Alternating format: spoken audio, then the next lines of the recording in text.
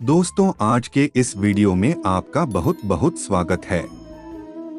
दोस्तों, आज हम हिंदू धर्म के कई महान ग्रंथों में से एक भगवद गीता में दिए गए कुछ सीखों और विचारों के बारे में डिस्कस करेंगे, जो हमें जीवन जीने का तरीका सिखाते हैं। भगवद गीता इस धरती का सबसे कीमती ज्ञान का स्रोत है। इस ज्ञान की असल में कोई कीमत नहीं है। इस ज्ञान में इतनी ताकत है कि यह आपको बदल कर रख सकते हैं, और इसका इतना महत्व सिर्फ ऐसे ही नहीं माना गया है। इसके पीछे एक बहुत बड़ी वजह भी है। भगवद गीता की बात अगर कोई जान ले तो उसे सफलता से कोई नहीं रोक सकता। देश भर में लोगों का तो ये भी मानना है कि जो भी इंसान इस ग्रंथ को पढ़ता है उसे जीवन की सभी सफलताओं का राज पता चल जाता है। भगवद गीता में श्री कृष्ण द्वारा दिया गया वह ज्ञान है जो हर इंसान को जानना और समझना चाहिए, क्योंकि यह ज्ञान आपकी जिंदगी बदल सकता है और आपको अंधेरे और निराशा से निकालकर उसे खुशहाल जिंदगी की तरफ ले जाता है। भगवद गीता से जो सबसे महत्वपूर्ण और पहली सीख मिलती है वह है फल की आशा मत करो बल्कि कर्म करो। दोस्तों, भगवत गीता में भगवान श्री कृष्ण अर्जुन को समझाते हैं कि हे अर्जुन, इस संसार के सभी मनुष्य को, सभी प्राणियों को हमेशा कर्म करते रहना चाहिए और फल की आशा कभी नहीं करनी चाहिए, क्योंकि फल की प्राप्ति उसके हाथ में नहीं होती, लेकिन कर्म उसके हाथ में होता है। और जो व्यक्ति समर्पण भाव से अपना कर्म करता है उसे पर देने के लिए तो मैं तो बैठा हुआ हूँ, इसलिए हमेशा कर्म करते जाओ, फल की उम्मीद ना करें, क्योंकि कल की उम्मीद करने से आप अपने कर्म से ध्यान नहीं दे पाएंगे।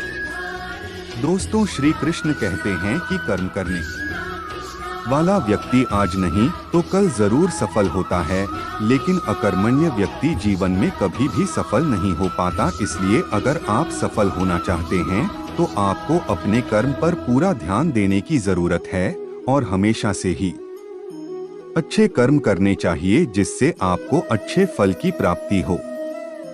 दोस्तों, अगर कर्म करने के बावजूद आपको अपने मनचाहे फल की प्राप्ति नहीं हो पा रही है तो कभी भी निराश नहीं होना चाहिए, बल्कि श्री कृष्ण के भरोसा कर आगे बढ़ने की चेष्टा करती रहना चाहिए। और यकीन मानिए, भगवान आज नहीं तो कल आपको सफल, समृद्धि और आपके कर्मों का सही फल जरूर देंगे। भगवत गीता में श्री कृष्ण द्वारा जो दूसरी सीख हमें सीखने मिलती है वह है कि हमेशा हमें अपने धर्म के अनुसार काम करना चाहिए। अर्थात यदि कोई बच्चा विद्यार्थी है तो उसे पढ़ने में ही ध्यान देना चाहिए। सैनिक को अपने देश की रक्षा, राजा को अपने प्रजा की रक्षा और सेवा, माता पिता को अपनी संतानों को प्रेम, बच्चों को अपने बूढ़े माँ बाप की सेवा तथा शासक को शासन करना चाहिए। दोस्तों से यह कहना चाहते हैं कि हर व्यक्ति अपने कर्म यानी अपनी ड्यूटी को सही रूप से करेगा तो इस समाज में हमेशा संतुलन बना रहेगा, फिर कभी भी किसी को किसी से परेशानी नहीं होगी।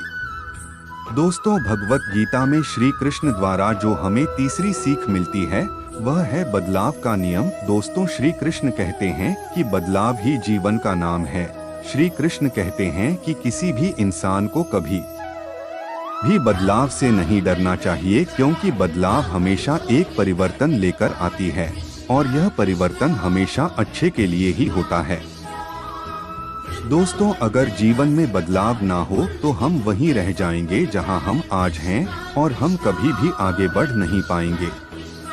दोस्तों, कभी कभी बदलाव या परिवर्तन हमें कष्ट भी देता है, पर यह कष्ट हमेशा के लिए नहीं रहते और आगे चलकर हमेशा सुख देते हैं। दोस्तों, आपने नदी के पानी को कभी सड़ते हुए नहीं देखा होगा, क्योंकि नदी हमेशा परिवर्तित या बहती हुई रहती है, कभी रुकती नहीं है। लेकिन एक तालाब का पानी जब परिवर्तित नहीं होता है, जिसमें बदलाव नहीं आता है, वह धीरे धीरे सड़ जाता है। ठीक उसी तरह हमारे जीवन का मायना तभी तक है जब तक हमारे जीवन में परिवर्तन या बदलाव है। जिस दिन हमारे जीवन का बदलाव रुक जाएगा, हम उस दिन नष्ट हो जाएंगे। दोस्तों, श्री कृष्ण द्वारा जो भगवत गीता में हमें चौथी सीख मिलती है वह है अहंकार से दूर रहना। दोस्तों, श्री कृष्ण गीता में कहते हैं कि हर मनुष्य को हमेशा अहंकार और खुद से दूर रहना चाहिए, क्योंकि अहंकार और क्रोध किसी भी मनुष्य के दिमाग को उसी तरह खा लेता है जिस प्रकार लकड़ी में लगा हुआ दीमक।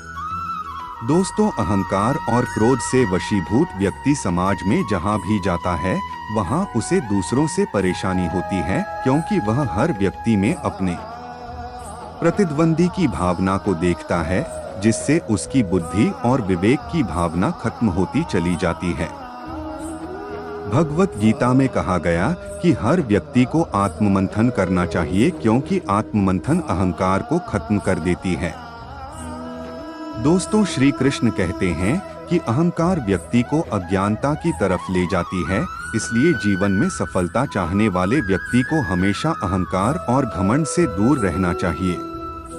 दोस्तों, भगवत गीता में जो है पांचवी सीख मिलती है वह है कि मनुष्य के विचार ही मनुष्य का निर्माण करते हैं। दोस्तों, भगवान श्री कृष्ण कहते हैं कि मनुष्य के निर्माण उसके विचारों से ही होता है और मनुष्य जैसा सोचता है वैसा ही बन जाता है। इसलिए हर मनुष्य को हमेशा सकारात्मक और अच्छे सोचों के साथ ही अपने जीवन बिताना चाहिए। दोस्तों, अगर आपके मन में अच्छे विचार होंगे तो आपका जीवन भी अच्छा होगा, लेकिन अगर आपके मन में बुरे विचार होंगे तो आपके जीवन में बुराई की स्थिति बन सकती है। दोस्तों, श्री कृष्ण कहते हैं कि यदि हम अपने को बलवान बनना चाहते हैं तो हमें अपने मन में यह जरूर सोचना चाहिए कि हम बलवान हैं, क्योंकि बलवान होने की सोच ही हमें बलवान बना सकती है। अर्थात कोई व्यक्ति कमजोर या ताकतवर, बुद्धिमान या बेवकूफ, अच्छा या बुरा अपने सोच के कारण ही होता है। अगर हम अपनी सोच को बदलने तो यह दुनिया ही बदल जाएगी। भगवत गीता से हमें जो छठवीं सीख मिलती है वह अपने मन को नियंत्रण में रखना। दोस्तों, भगवत गीता में मन को बहुत ही ज्यादा महत्व दिया गया है, इसलिए भगवान कृष्ण द्वारा हर मनुष्य को अपने मन को नियंत्रण में रखने की बात कही गई है। दोस्तों, मन ही हमारे सारे दुख और सुखों का कारक होता है, इसलिए हम अपने मन को नियंत्रण में कर अपने सुख और दुख पर विजय प्राप्त कर सकते हैं। दोस्तों, भगवान श्री कृष्ण कहते हैं कि अगर कोई व्यक्ति अपने मन को नियंत्रित में कर लेता है तो वह उन सभी बुराइयों पर नियंत्रण पा लेता है जो उसे जीवन में आगे बढ़ने से रोकती हैं या दुख देती हैं। इसलिए अपने मन को हमेशा अपने नियंत्रण में रखना चाहिए, उसे कभी भी किसी भी चीज से विचलित नहीं होने देना चाहिए। भगवत गीता और श्री कृष्ण से सातवीं सीख मिलती है कि आलस्य, कायरता और डर मनुष्य की सफलता के दुश्मन हैं।